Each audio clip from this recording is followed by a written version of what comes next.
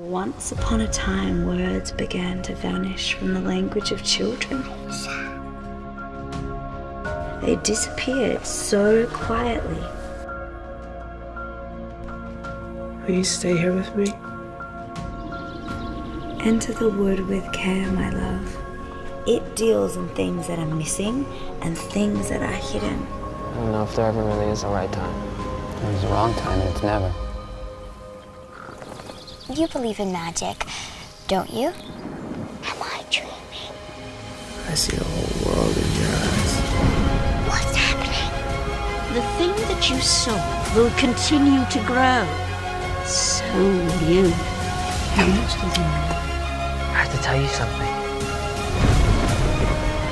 I'm scared. You're the foremost. You're so strong. You're the strongest boy I know.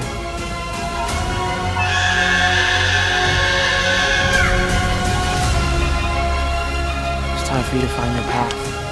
I know.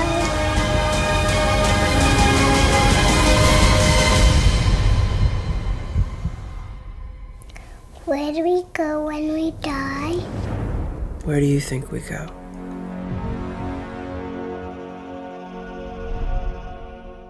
Hi. Hi, Nicole. Hi. Are you? She's muted. You're still muted. Yeah. So. You just have to unmute. Yes, There you I'm are. trying to reposition the camera. Hi, Nicole. Hi, Hi. how are you? I'm good. I'm so good. It's good to Oh, see you. man. When was the last time you guys saw each other? When was it? November Yeah, that's of right. last year. Yep. It's a while. It's almost a I year. know. Yeah. Right? It was at a Oh my festival. God, it is almost a year. That's right. That's crazy. Yeah. November. So, all right. Well, let's introduce everyone, meaning the both of you. Mark Weber, actor, filmmaker, screenwriter, multi-hyphenate. What have I left anything out? I probably have. I would have said Producer. activist too. Huh? Producer. Producer. No, that's Yeah. an important one. That's a very important one.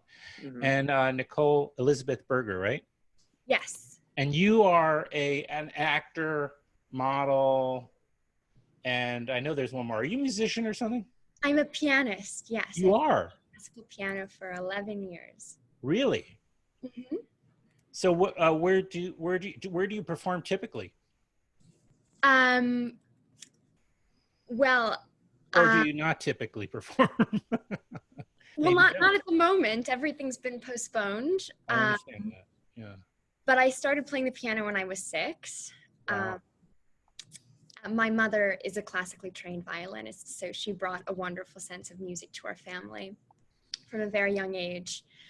So I kind of caught on to the performing bug from her.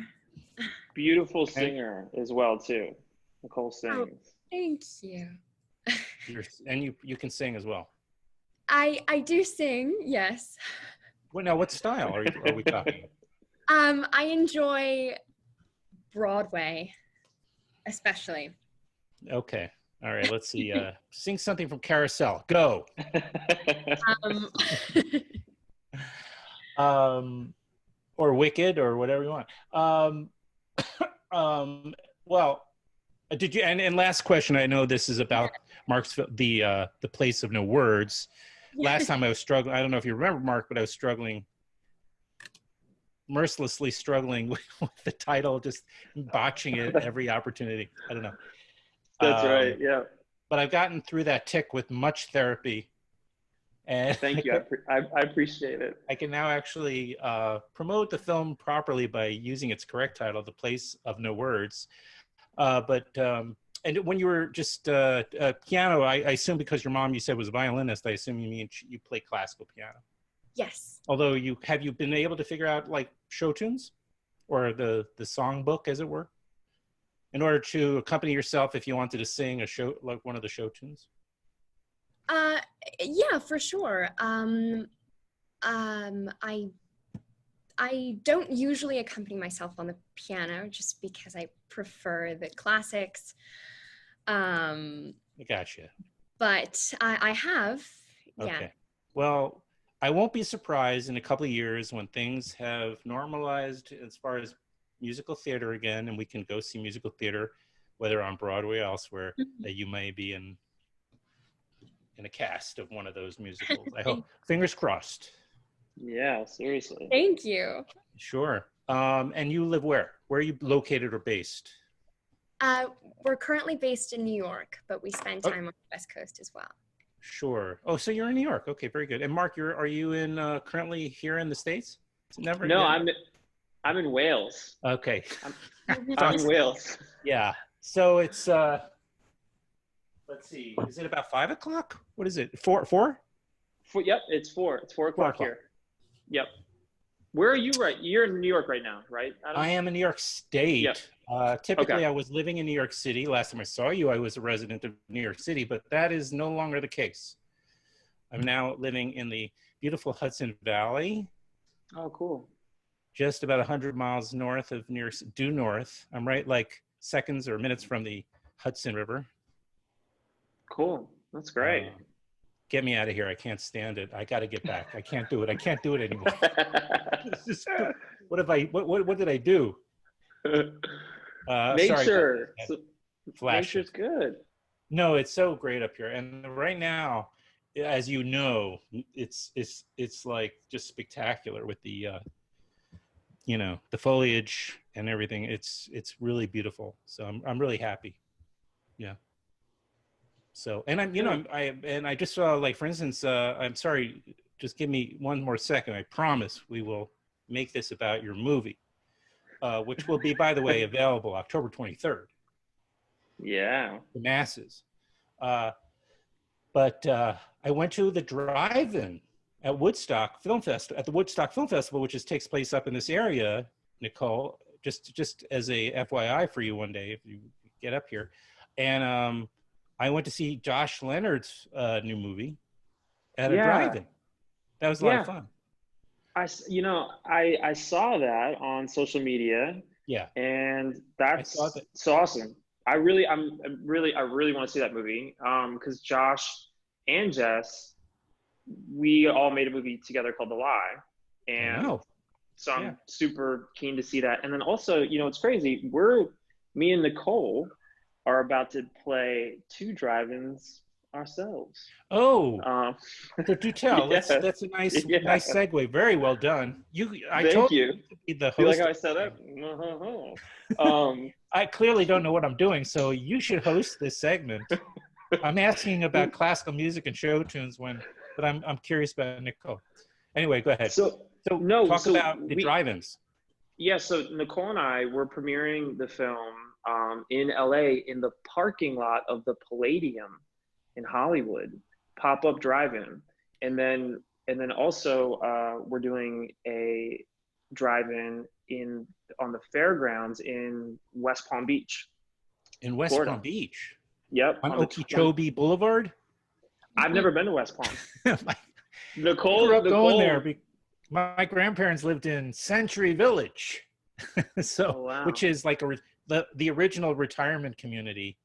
I don't know, Nicole, if you have grandparents or great grandparents. Anyway, so my grandparents in the 70s, I think it was, they moved down there. My grandmother. So I grew up going to West Palm Beach to visit them, so I know it. And the main drag is called Okeechobee Boulevard. Oh wow! In case you need to navigate. That's a great name. Well, they have a lot of names like that down there. Are you planning on going there in person, or are you going to do a remote Q&A? No, we're gonna in person. Yeah. Okay. It makes sense. It's like your big premiere. You've put all this work into this incredible film, this remarkable film. I'm talking about the foliage up here, and yet if you look at your film, my God, it's staggeringly beautiful.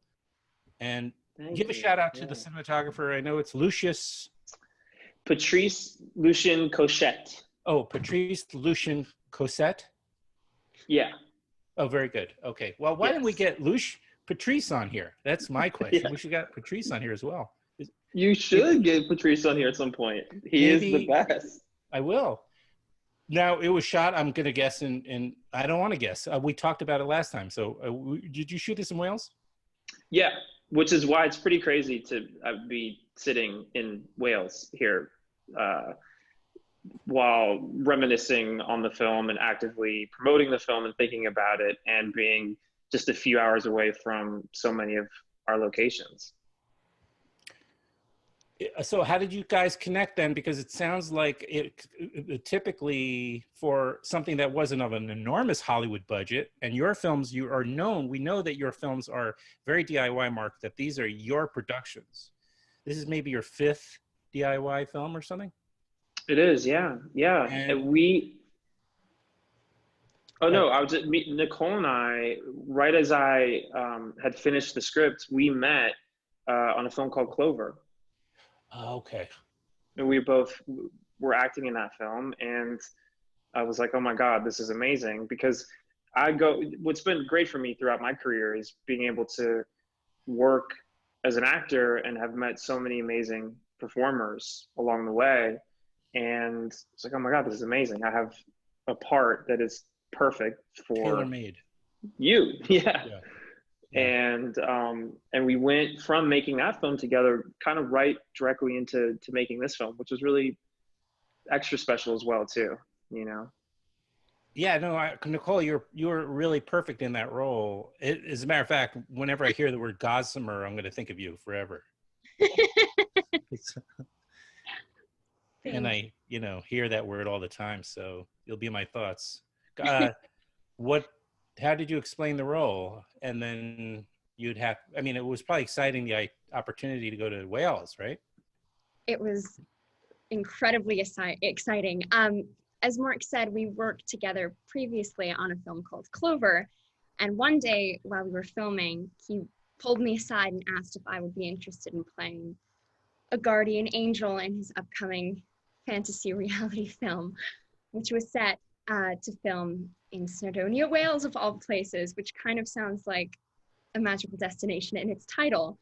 But despite the more obvious obstacles of filming in the bitter cold of January and, well, not speaking of a word of Welsh, I jumped at the opportunity, read the script, fell in love with the storyline, and about 2 or 3 weeks later, my family and I were settling into our new home for the next 2 months, 5 hours north of London, in the mountainous region of Wales.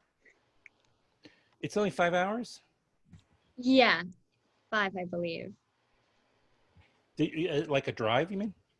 Train ride, yes. Yeah. Train ride. Yeah. I've taken the train to Scotland from London, and up to like Merseyside area, the Liverpool, Manchester area. So, but I have not been to Wales. If there is a sequel, I'm just saying, just keep me in mind. I'll just get the coffee or whatever. I'll bring the hot thermos to the actors. I'd like to see Wales. So it looks so gorgeous, and I don't think a lot of people think about Wales as like a typical place for a film, because we're more accustomed to other parts of the British Isle, the UK or what have you. But Wales is under presented or what have you. So. Sorry, I got distracted for a second because Theresa knocked on the door and asked for the car key. Well, have her do a cameo. Is she there? Maybe she won't want to do that. I don't want to put anybody on the spot. No, she's out with the kids. Hold on, guys. I got to give her the And there's car a bevy key. of these. That's okay. Take your time. There's a bevy of children too. It's like he's got how many? 4 kids? I'm sorry? He's got like 4 kids? Yes, he does. Insane. I have one and I can't keep up. I don't know. Just to add on to that, I think the most challenging and yet somehow the most beautiful part of working on this film is dealing with the location for filming. Film took place on a mountaintop near Snowdonia National Park, and we spent most of our free time in a one-room bungalow with an adjacent house that we all used to get ready for filming. And we all became very close, as you would imagine, given the surroundings. I think there were more sheep than people, if I remember correctly. But totally. Traditional Welsh food cooked for us fresh by the family that owned the farm on which we filmed many scenes. We had karaoke sessions. Nice. I'm sure you enjoyed that. What was the typical meal that maybe you were served? What's a typical Welsh meal? And don't say Welsh rabbit. I won't believe you. No. You know what's funny? Because when you just said that, Nicole, I was like, what was the thing? There was they made something in particular. It was similar to Toad in the Hole. But oh yeah. But I'll have to do what is but what was it? Wait, what was it again? I can't remember. Like what it I do know friendly. What is that? I'm not familiar. Toad in the Hole. It was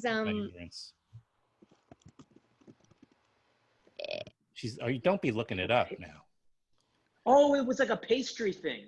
It was a pastry. It was like okay. Oh, okay.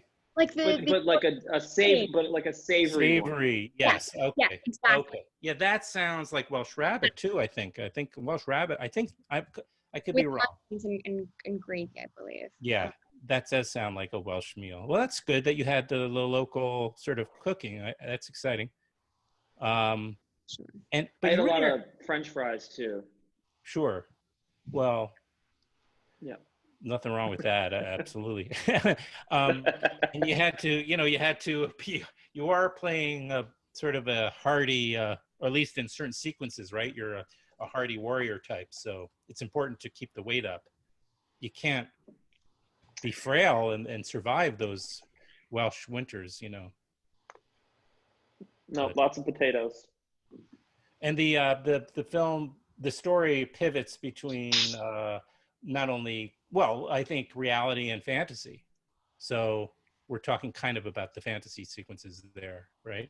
Did you shoot the other sequences, the more what we'll call real life sequences, for lack of another term? I mean, if you have a better way of explaining it, correct me, please. But maybe those scenes were they shot in LA? Yeah, they were. They're shot in LA. In our house and at our friend's house and right at our favorite park in the neighborhood, to make it feel as real as possible. Right. And well, again, that's not untypical for your films. Yeah. Yeah. That's right. Totally. Right. And so Nicole, sorry, we have the Zoom lag happening now on my end. No problem. No problem. We're doing great. Nicole, were you familiar with Mark or his work before Clover? You can be honest. Could you repeat the question, please? Absolutely. I said, were you familiar with his work? Did you know about him and his work? Not necessarily have to see them all, these films, but these highly personal films that he makes? Yes, I was actually. Good answer. Vaguely familiar, yes. Understood. Okay, very good. Now, 2 months, you mentioned 2 months in this, on the set or location. That's a lot. I mean, nowadays, by today's standards, most films, again, on a relatively small production, would be like, you hear 2-3 weeks now. It's so small. But you had 2 months, so no wonder, first of all, that you had such a great opportunity to bond, as you said, and to really create a community there and get close. That's a lot of time. Yeah. Right? I mean, typically, Mark, I'm sure you've worked in much less time than 2 months. Yeah, no, it was a really good amount of time, and time is, the best thing that you can have when you're making a film, if you can have as much time as possible. And also, I think we were so stretched out in that amount of time. It wasn't like we were shooting for like 2 months straight. We had a bit of time in between when we came from Wales to LA, but you know, a lot of it we work around the fact that Bodhi, being as young as he was when we made the film, could only shoot for maybe an hour or two. So sometimes our days weren't really that long. Oh, true. I seem to recall this part of the conversation last year, or it had to be last year when we met at Tribeca. Yeah, right. Look, I mean, I was kind of curious to see him now because he's, I'm sure, like really shot up and everything, you know. Yeah, it's crazy. He's like, it's funny having our film as a point of reference of him being 3, and because I forget, in a way it's almost like he stays that age in my mind so much, and but then I look at him and I'm like, oh my God, he's like a little mini giant now. Is he 6 or is he, how old is he? Yeah, he's 6. He'll be 7 in February. Oh, wow. Okay. Yeah. So it's been a while, man. Yeah. So he's really had to, so what does he make of himself and when he watches the film? Well, he hasn't watched the whole movie through yet, but he's getting very angry with me because he feels it's appropriate age. He's an appropriate age to watch the film now. He's also let me know that being one of the stars of the film, it's ridiculous that he hasn't been able to see the film yet. Sort of has a case there. He has a case. He's made excellent points, and he's wearing me down. I definitely, but I've shown him, you know, sequences. He every time the trailer comes on or we'll play, if we're posting it or something, he gets such a kick out of it. But then he loves watching like the robot battle, and I've shown him us crossing the swamp, and but yeah, it's getting to the point now where he's like, the farting swamp. Yeah, I mean, there's nothing better for a 6-year-old little boy, and watching that with his little brother, they're like, oh my God. And then Forrest, my littlest boy, thinks that it's real on some level. So now, it's like he holds Bodhi in even more of a high regard because of the fact that Bodhi had a real sword, which Bodhi reminds Forrest of every single day when they get into their fighting with the play swords, that he actually had a real sword before. So yeah. Sorry. Zooming from home. My son, that's my son. He's grown up with that. His mother is an actor, so he's very used to that. But he hasn't had any interest in acting. That's the difference. And I'm wondering, though, with the subject matter of The Place of No Words, which premieres in drive-ins and I assume on certain streaming platforms, or maybe it's virtual cinemas. Well, is it going to be on virtual cinemas? It's not going to be on like streaming platforms per se, right? It's going to be on. It's so crazy this time right now that literally with our distributor, we're down to the last minute. Probably we're going to know more about any of the theatrical component about a week out. Right. So that's just the nature of it right now. But we're available for pre-order right now on Apple, and then we'll be on. Okay, so you are on streaming platforms. Okay. Yep. Okay. Yep. And so it's going to premiere also. I just think I just saw that one day, so I don't want to misspeak about it, but I'll certainly make sure I know before this gets posted that both the drive-ins and the online version, the online option, I should say, are available October 23rd. You know, some people are doing the virtual screenings, which is through like theaters. There are websites, you know, as opposed to going on, let's say, Amazon or Netflix or what have you. I mean, eventually it does that. Yeah. Anyway, yeah. So, but getting back, I just want to get back before we stop. I just curious to know what Bodhi, who is in this movie so young, and the theme is so intense. It's about, it's about death and life and death. And there's just this kind of figuring that out. And within the relationship of a parent and a child. And so but now as he watches it, what does he make of that story? Because I'm sure he tuned more into all the sort of special effects and the, like you said, the robot battle and all that, but there's a lot more going on, right? Yeah, I think, I think we're living in such an interesting time right now. And, Bodhi's well aware of what's happening in the world. He's happy. Okay. He knows that there's this virus that's in the world, that we're all having to live a different way right now because it's hurting people and people are dying. So it's at the forefront of his brain right now, really kind of wrapping his head around his even just mortality in general. And I think that he's like any person, he doesn't ever want to imagine anyone dying, and certainly not, mom or dad. And it's just at that age where he's starting to kind of process these things. So there comes moments of fear, and worry, little innocent things that kids say that'll happen probably usually when he gets really tired before bed. Just kind of check in and like, Dad, Mom, I don't want you guys to die. These little vulnerable moments. Sure.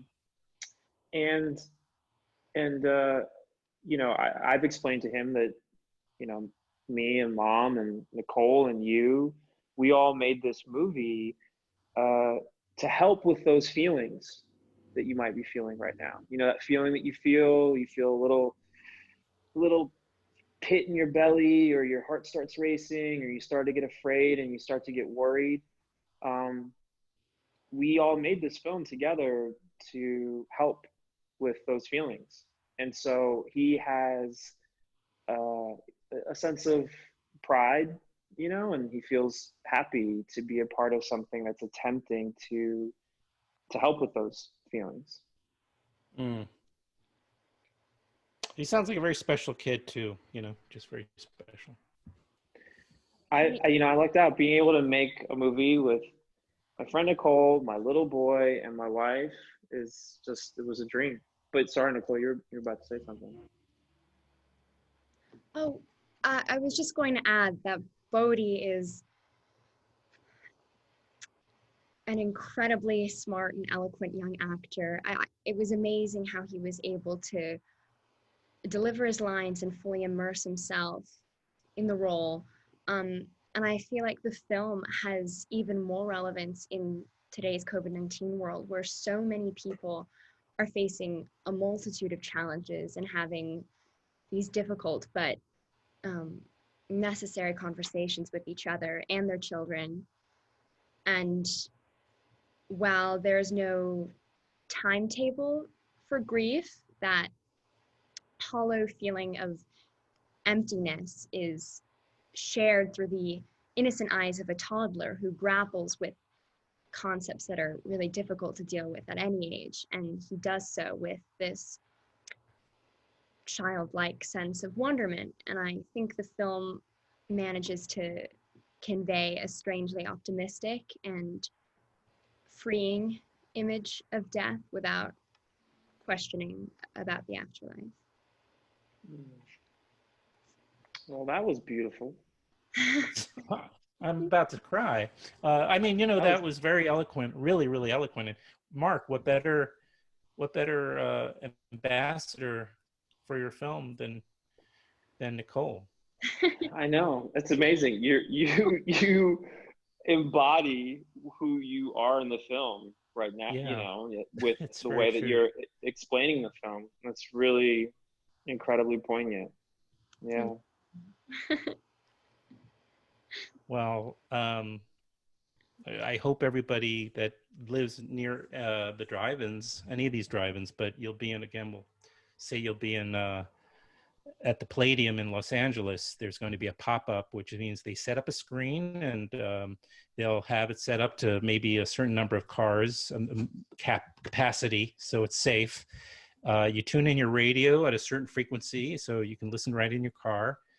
And it's awesome. I did it the other night and had a great experience. So, and did you mention you did mention one other place where there's this, unless I'm mistaken, right? Where there's a— Yeah, no, on the 21st, we're doing in West Palm Beach in Florida. Right, West Palm Beach. How could I forget? We're having another screening there.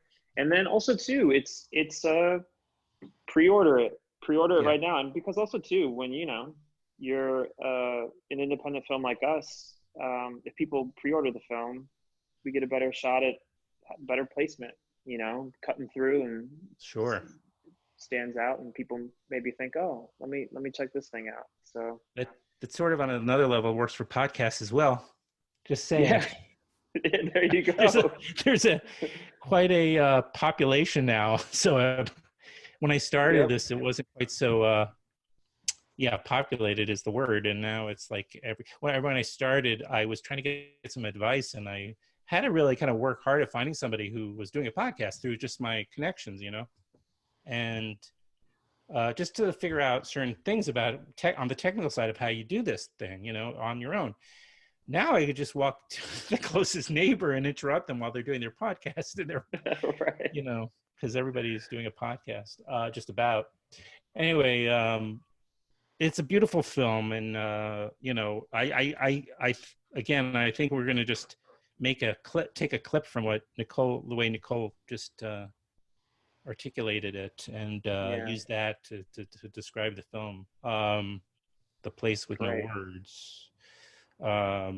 And stars and is directed by Mark Webber, and Theresa Palmer is in it, and Bodhi Palmer, and it's Bodhi Palmer, right?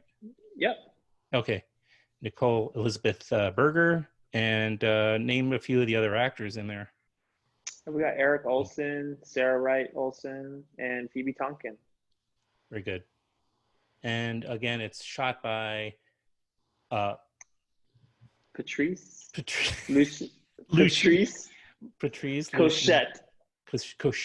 Cochette. Okay. Yeah. Okay. Have a safe trip to back to the States. Thank you. Is Bodhi going to be there too, or is he staying home with mom? Or no, Bodhi's going to stay there. He's going to stay in the. Okay. Yeah. I'd say that probably makes a lot of sense, given the situation at hand here. It's so nice to meet you, Nicole. And I even despite the chaotic nature of this, it makes it great. This is great. Everyone relates. This is the time that we're in right because now. It's the way, now you find out more about people because everybody's doing things out of their house now or their homes. So that is my teenager, and he just moved in for the fall. So I'm very excited, very happy about that. I have a roommate. So it's lovely. I should show him the film. Actually, I'm going to show him the film. Right. Please do. Mark, it's so nice to have made a kind of a relationship here, and, to support you and your films over the last few years. And I hope that continues. Yeah, me too. Thank you so much, Adam. We appreciate it, man. You bet. Take care, I guess. It was lovely meeting you. It was nice meeting you, Nicole. I hope it was not an unpleasant experience for you. Not at all. Okay. And I hope I know you haven't done a lot of press, but I hope I hope there's more work coming even through this period of time, and because you're very talented. Thank you, guys. Yeah, Nicole, I'll see you soon. See you in a couple days. All right. All right. Bye. Bye, guys.